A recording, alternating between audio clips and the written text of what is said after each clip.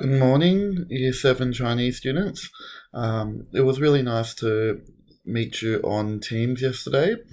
Today I have decided to create a little video, an instruction video, to let you know what we're doing today.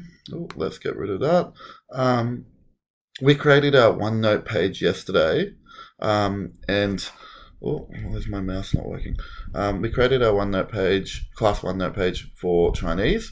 So hopefully everybody got that set up. And if we go to our actual OneNote page, this is what you did yesterday, right? And hopefully everyone's copied that over under your section. I've actually gone and had a look at all our students that shows up here. And it seems like not everybody, but a lot of you have done it. So hopefully by the end of today, we'll see more people who've copied over and done it on their section.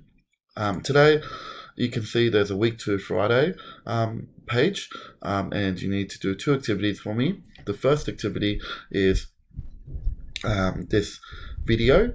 Now, throughout the term and throughout the year, we're going to be watching a lot of these videos, which lets you pause and then write down the new words. So we're going to write fill out this 3-column table where it's English, Pinyin, and Chinese. I've started the first one for you. And then the activity 2 is a search challenge, which means that you have to walk around your house and try to find something that is Chinese, okay, or Chinese culture related, or it's a product of China. For example, if we're like looking at a Japanese version, creating a Japanese list, all these products that you know or you've seen around, like Sony, Nintendo, you got your Japanese cars like Toyota, Mitsubishi, Honda, all these things that you have in your everyday life, you don't realize or you don't think about that's Japanese. They are.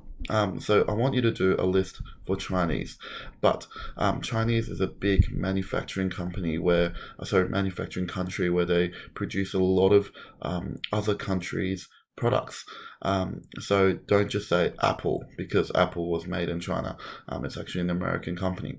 So you need to write down things that are more related to Chinese or China that you have in your house or something that you own.